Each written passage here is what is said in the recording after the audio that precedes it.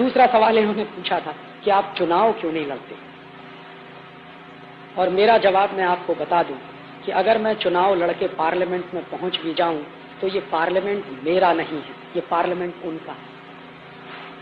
ये parliamentary democratic system मेरा नहीं है, स्वदेशी नहीं, ये विदेशी तंत्र है। और इस विदेशी तंत्र में आप किसी भी अच्छे से अच्छे आदमी को भेज दीजिए, वो वही करने वाला है जो हो रहा है। इसको एक उदाहरण से समझिए।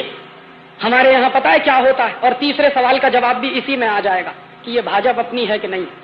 क्या होता है कि ये पूरी की पूरी व्यवस्था एक मोटर गाड़ी की तरह है। आप ड्राइवर बदलते जाते हो लेकिन कार वही चलती जाती है।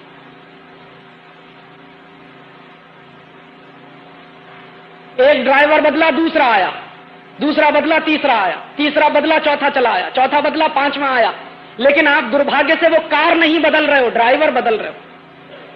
तो कार को जो करना है वो करने वाली। और धीरे धीरे एक दिन आपको ये समझ में आएगा कि अभी तो वो इंडियन ड्राइवर से काम चला रहे हैं, 4-5 साल और रुक जाइए, इंडियन ड्राइवर को निकाल के बाहर कर देंगे, खुद बैठने वाले हैं स्टीयरिंग सीट पे, जो मैंने बताया आपको कि पार्लियामेंट में वो पहुंचने वाले। तो फिर आपके ड्राइवर की भी जरूरत नहीं, इसलिए कोई पार्टी आपकी हो नहीं सकती। और इस पर बहुत गंभीरता से सोचिए कि क्या हमको पार्लियामेंट्री डेमोक्रेटिक सिस्टम चाहिए। और मैं आपसे पूरे गंभीरता से कह रहा हूं कि दुनिया के उन तमाम देशों में जहां पार्लियामेंट्री डेमोक्रेटिक सिस्टम चल रहा है, फेल हो गया है। किसी भी देश में, चाहे अमेरिका में, चाहे ब्रिटेन में, चाहे जर्मनी में, चाहे फ्रांस में, हर देश में क्राइसिस है पॉलिटिक्स में, और वो क्राइसिस इस सिस्टम की है, और वही सिस्टम हम चला रहे हैं। तो इस पार्लियामेंट्री डेमोक्रेटिक सिस्टम में आप बिल्कुल उम्मीद मत करिए कांग्रेस को हटा दीजिए जनता दल आ जाएगा, जनता दल को हटा दीजिए सीपीएम को ले आइए, सीपीएम को हटा दीजिए बीजेपी को ले आइए, काम सबके वैसे ही होने वाले। और नहीं हो तो करके देख लीजिए। गुजरात में तो आपने सारे प्रयोग किए, देख लीजिए आप इसको, हमारी आंखों के सामने। महाराष्ट्र में प्रयोग चली रहा, राजस्थान में प्रयोग चली रहा। आप इन तीनों प्रदेशों में से कोई एक प्रदेश बता दीजिए जहां विदेशी कंपनियां नहीं आ रही, या इनकी सरकारें कुछ और काम कर रही हो पुरानी सरकारों से अलग। सब तो एक ही तरह का काम कर रहे हैं। और मैं तो कभी कभी ये बात गंभीरता से कहता हूं, लेकिन मजाक की बात है। मैं कहता हूं कि हर पार्टी का चुनाव घोषणा पत्र उठा लीजिए आप, और उसका कवर पेज फाड़ दीजिए, और उसके बाद गड्ढमड्ढ कर दीजिए, और मैं आपको दे दूं, आप बता नहीं सकते कि कौन सा घोषणा पत्र किस पार्टी का। सबके चुनाव घोषणा पत्र एक जैसे, फर्क बस इतना है कि किसी के चुनाव घोषणा पत्र में कोई बात पेज नंबर 1 पर होगी तो दूसरी पार्टी के चुनाव घोषणा पत्र में पेज नंबर 10 पर होगी। किसी में वो बात पेज नंबर 15 पर है तो किसी में पेज नंबर 40 पर हो जाएगी। इससे ज्यादा कोई फर्क नहीं, कोई क्वालिटी का फर्क नहीं। और मैं तब आपसे कह रहा हूं कि हमको गंभीरता से विचार करना चाहिए कि ये संसदीय लोकतंत्र हमको चाहिए क्या, और अगर ये संसदीय लोकतंत्र चाहिए तो इसके स्वरूप के बारे में तय करिए। मैं बहुत गंभीरता से इस निष्कर्ष पर पहुंचा हूं पिछले कुछ वर्षों में। हो सकता है मेरा निष्कर्ष गलत हो, मैं ये नहीं कहता कि यही आखिरी सच है। मैं मानता हूं कि हिंदुस्तान से पार्टियों का शासन खत्म करना पड़ेगा, इन पार्टियों को हटाना पड़ेगा। जानते हैं क्यों?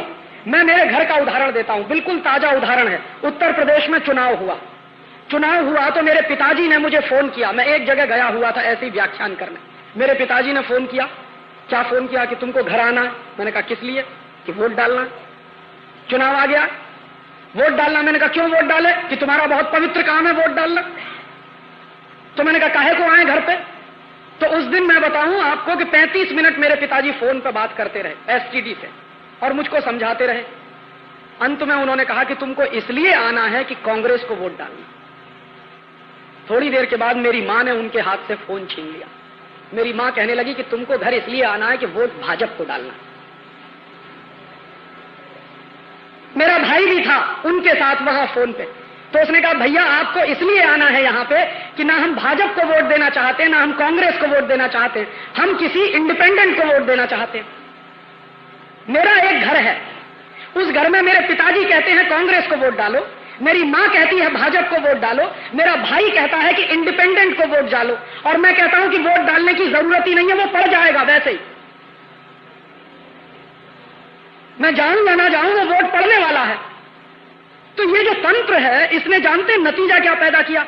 मेरा एक घर जिसमें मैं, मेरी मां, मेरा भाई, मेरे पिताजी 4 हिस्सों में बटे हुए हैं। एक कहता है भाजपा, दूसरा कहता है कांग्रेस, तीसरा कहता है इंडिपेंडेंट, चौथा कहता है कि वोट ही मत डालो। माने मैं मेरे घर की हैसियत के हिसाब से एकता कायम नहीं रख सकता। घर के 4 हिस्से हो गए, ये हर घर में है।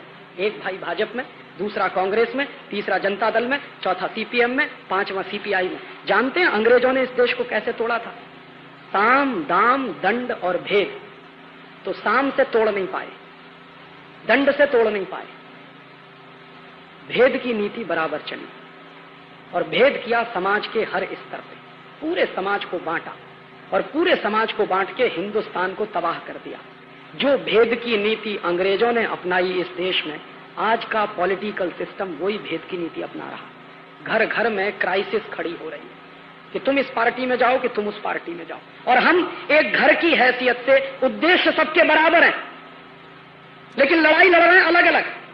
और मैं जानता हूं कि मेरा वोट मैंने जिस पार्टी को दे दिया, सत्ता में आने के बाद वो मुझको भूल जाएंगे, नमस्कार भी नहीं करेंगे।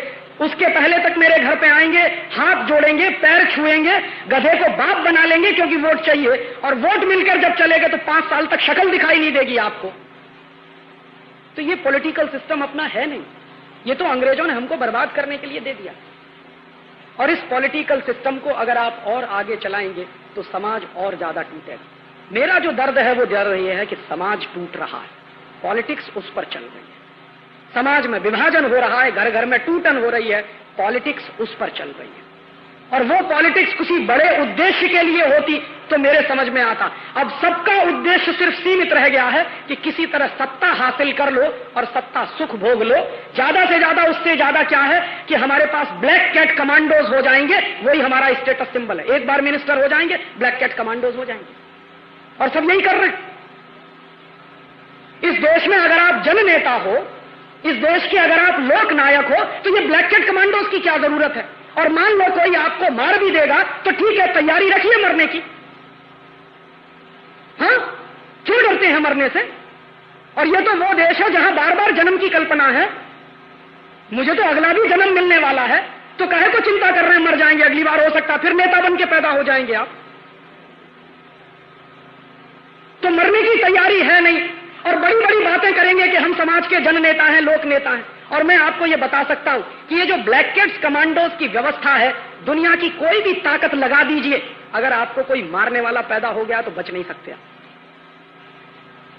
अगर बचाने वाला होता तो इंदिरा गांधी का क्या हुआ? बचाने वाले होते थे तो राजीव गांधी का क्या हुआ? कुत्ते की तरह से मारे गए दोनों के दोनों। तो अगर आपको कोई मारने वाला पैदा हो गया है तो छोड़ दीजिए। और फिर हमारे यहां तो है, जिसको प्रभु रखता है उसको कौन मार सकता? और जब प्रभु ने तय कर लिया है तो आपको बचा कौन सकता? तो इतनी तैयारी रख के काम करिए। भारतीय संस्कृति में मरने से कभी डर नहीं रहा है किसी को, और ये आज सबसे ज्यादा डरपोक नेता पैदा हो गए, ब्लैक कैट्स कमांडोज लेके आगे पीछे घूमते हैं साहब, बड़ा रौब पड़ता है। माने लाखों करोड़ों रुपया बर्बाद करते हैं। ये पार्लियामेंट्री डेमोक्रेटिक सिस्टम के नतीजे हैं। और दुनिया में मैंने नहीं देखा, सारी दुनिया तो मैंने नहीं देखी, लेकिन कुछ देश तो मैंने देखे, किसी भी देश में एमपीज को घर नहीं दिए जाते रहने के लिए। यहां है, महल है उनके पास, किसी देश में नहीं है। ब्रिटेन में नहीं है, फ्रांस में नहीं है, जर्मनी में नहीं है, स्वीडन में नहीं है, अमेरिका में नहीं है। एमपीज को रहने के लिए कोठियां नहीं मिलती सरकार की तरफ से, उनको किराए के घर में रहना होता है या अपने घरों में रहना होता है। ये अंग्रेजों ने व्यवस्था डाली हिंदुस्तान में, और अंग्रेजों की डाली हुई व्यवस्था आज भी चल रही है। एक एक एमपीज के पास 2-2 घर हैं, 3-3 घर हैं। एक घर पार्टी को दे रखा है, एक घर अपने लिए। काहे के लिए भाई? किराए के घर में रहिए। और इनको आप कहते हो कि ये सब समाज से भी तनख्वाह लेके काम करने वाले क्लर्क हो गए हैं सबके सब। ये नेता? अपना टीए बढ़ाना हो, अपना डीए बढ़ाना हो तो पूरा पार्लियामेंट एक हो जाता। पूछिए जरा इनसे, कोई एक पार्टी माई की लाल थी जब ये डीए बढ़ाने की बात हुई थी पार्लियामेंट के अंदर? अपने भत्ते बढ़ाने की बात आई थी पार्लियामेंट के अंदर, सारे पार्टीज के एमपी एक हो गए और फटाफट बिल पारित हो गया। और यहां तक नहीं, व्यवस्था यहां तक कर ली है कि अगर आप एक बार घुस गए पार्लियामेंट में तो जन्म जिंदगी आपके नाती पोतों को भी पेंशन मिलती रहे। काहे के लिए भाई? एक तरफ कहोगे कि हम जन नेता हैं, एक तरफ कहोगे हम लोक नायक हैं, दूसरी तरफ तनख्वाह लेके काम करने की स्थिति तुम्हारी बनी हुई है। तनख्वाह लेके काम तो क्लर्क करता है, जन नेता तो नहीं करता इस देश में काम। तो कहें पार्टियां घोषणा करें कि हमारे एमपी तनख्वाह नहीं लेंगे, तो आप कहोगे कि भरण पोषण की व्यवस्था वो हम करेंगे, समाज के लोग करेंगे। इस देश में तो हमेशा से व्यवस्था रही है कि जो समाज सेवा के काम में निकलता है समाज उसकी व्यवस्था करता है। ये कोई आज की बात थोड़ी है, हजारों साल से यही चला आया इस देश में। जिन्होंने समाज सेवा का काम किया है समाज ने उसकी व्यवस्था की है। तो ये जो पॉलिटिशियंस कहते हैं कि हम समाज सेवा कर रहे हैं, छोड़िए अपनी सारी व्यवस्थाएं, समाज आपकी व्यवस्था करेगा, आप देश चलाने का काम करिए। लेकिन ये तो सब वेतन भोगी हो गए, भत्ते वाले हो गए। टीएडीए इनके बढ़ने चाहिए ऐसे जैसे दूसरे लोगों के बढ़ते जाते हैं, और बराबर बढ़ते चले जा रहे हैं। अभी नया पे कमीशन बिठा दिया है, तो उस पे कमीशन के माध्यम से अधिकारियों की तनख्वाह बढ़ेगी, तो एमपीज एमएलए की भी तनख्वाह बढ़ाने का काम चालू है। ये काहे का पॉलिटिकल सिस्टम? इसलिए दोस्त, मैं इस पॉलिटिकल सिस्टम में जाने का माने इस देश से गद्दारी समझता हूं, इसलिए मैं चुनाव नहीं लड़ता। और मैं आपको एक बात और बता दूं कि चुनाव लड़के पार्लियामेंट में जाके कभी क्रांति नहीं हो सकती। मैंने बड़े बड़े दिग्गजों को देखा है, मैंने मेरी आंखों से देखा, जो बड़े बड़े दिग्गज हैं, जो आंखों में सपने लेके क्रांति के, बगावत के, ये और वो, और यही दिग्गज बड़ा झंडा लेके 1977 में पहुंचे थे पार्लियामेंट के। आपको मालूम है बहुत बड़ा आंदोलन हुआ था इस देश में, जेपी आंदोलन, जयप्रकाश आंदोलन, और उसमें बड़े बड़े क्रांतिकारी लोग थे। ऐसे ऐसे क्रांतिकारी लोग थे जो बड़ौदा डायनामाइट केस के अपराधी थे और इस देश के नौजवानों में सुरसुरी पैदा करते थे।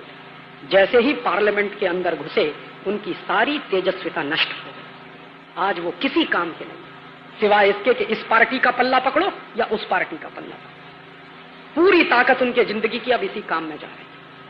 ऐसे क्रांतिकारियों को हमने देखा है जो आग उगलते थे जब पार्लियामेंट के अंदर नहीं गए थे, और अब पार्लियामेंट में जाने के बाद मुंह सूख गया है उनका, जवाब नहीं दे सकते हैं, उनसे सवाल पूछ लेते। तो इस पार्लियामेंट में कुछ है नहीं। और जेपी की एक बात मुझे बराबर याद रहती कि ये पार्लियामेंट में बैठे हुए लोग कुत्ते की तरह से सूखी हड्डियां चूस रहे, तो मैं कुत्ते की तरह से सूखी हड्डी चूसने के लिए पार्लियामेंट में नहीं जाना चाहता। और मुझे भरोसा है कि इस देश में अगर क्रांति होगी तो पार्लियामेंट के बाहर होगी, पार्लियामेंट के अंदर नहीं होगी। पार्लियामेंट के बाहर क्रांति होगी। और मैं ज्यादा नहीं कहता, 1-2 लाख नौजवान मिल जाए कमिटमेंट वाले, जिनको मरने से डर नहीं लगता। और ऐसे नौजवान जिनको मरने से डर नहीं लगता हो, मेरी डायरी में मेरा नाम लिख, अपना नाम मुझे लिखा। ज्यादा नहीं कहता, 1-2 लाख चाहिए, इस देश की सारी व्यवस्था बदल जाएगी। ये बिल्कुल मुश्किल काम नहीं। कमिटमेंट वाले 1-2 लाख लोग हो जाए, सारी व्यवस्था बदल जाएगी। हमने तो दुनिया में देखा है, मुट्ठी भर लोगों ने व्यवस्थाएं बदली। फ्रांस का रिवॉल्यूशन हुआ था, 17 लोग थे बस, और उन 17 लोगों ने पूरे फ्रांस को बदल दिया। जर्मनी में क्या हुआ? हिटलर एक अकेला था, सारा देश खड़ा कर दिया था। कहीं भी देखिए दुनिया में कुछ कमिटमेंट वाले लोग, शर्त एक ही है, जिनको मरने से डर नहीं लगता। ऐसे कमिटमेंट वाले लोग चाहिए। ये पार्लियामेंट क्या, दुनिया की सारी व्यवस्थाएं बदल सकती है, और वो पार्लियामेंट के बाहर से होता, पार्लियामेंट के अंदर से नहीं होता। और आखिरी सवाल का जवाब एक लाइन में, जैसे कांग्रेस है, जैसे जनता दल है, जैसे सीपीएम है, जैसे सीपीआई, वैसे ही भारतीय जनता पार्टी है। उसमें और बाकी पार्टियों में मेरे हिसाब से कोई फर्क नहीं। वो भी सत्ता की लड़ाई में वैसे ही शामिल हो गए हैं जैसे दूसरी पार्टियां वाले शामिल हैं। उनको भी अब सत्ता ही दिखाई देती है, ना आदर्श दिखाई देते हैं, ना अपनी घोषणाएं दिखाई देती हैं जो सत्ता के पहले वो करते थे। वहां पहुंच के तो भाषा ऐसी हो गई, आपने देखा है जब पार्लियामेंट में वो 13 दिन की डिबेट चल रही थी, क्या क्या समझौते करने की तैयारी हो चुकी थी एक कुर्सी के लिए। अपनी सारी आइडियोलॉजी उठा के कूड़े में फेंक दिया एक कुर्सी के लिए। ये उनके अंदर भी आ गया है, इसलिए उनमें और बाकी पार्टियों में कोई फर्क नहीं। और मैं आपसे एक निवेदन और कर दूं, आप जितने दिन पार्टियों के चक्कर में रहेंगे उतना ही अपना नुकसान करेंगे, देश का नुकसान करेंगे। इन पार्टियों का चक्कर छोड़ दीजिए, पार्टियों का चक्कर छोड़कर देश के चक्कर में पड़िए। आज इनके लिए पता है क्या हो गया? पार्टी देश से ज्यादा महत्वपूर्ण हो गई। देश नहीं है, पार्टी महत्वपूर्ण है। और उसमें क्या है, पार्टी नहीं टूटनी चाहिए, देश टूटे तो टूट जाए। सारे समझौते किसके लिए करते हैं? पार्टी नहीं टूटनी चाहिए, चाहे जितने गलत समझौते करने पड़े। सरकार नहीं जानी चाहिए, चाहे जितने गलत समझौते करने पड़े। तो अब इनके लिए भी देश महत्वपूर्ण नहीं है, समाज महत्वपूर्ण नहीं है, पार्टी महत्वपूर्ण है, सत्ता महत्वपूर्ण है। और मैं आपको बता दूं कि पार्टी कभी देश से बड़ी हो नहीं सकती। जो लोग इस भ्रमणा में हैं कि पार्टी देश से बड़ी हो गई है, उनको मैं कह रहा हूं कि पार्टी देश से बड़ी कभी होती नहीं, देश बड़ा होता है। ये देश रहेगा तो आप रहेंगे, ये देश नहीं रहेगा तो आप भी नहीं रहेंगे। इसलिए पार्टियों का चक्कर छोड़िए और इस पॉलिटिक्स की बात छोड़िए, अब तो क्रांति की बात करिए। जितने देर पॉलिटिक्स की बात करेंगे उतना ही ज्यादा आपको निराशा होगी, जितनी देर क्रांति की बात सोचना शुरू करेंगे उतना ही ज्यादा आशा का संचार होगा, उत्साह आएगा, उमंग पैदा हो। बस यही जवाब मुझे देना। राजीव जी,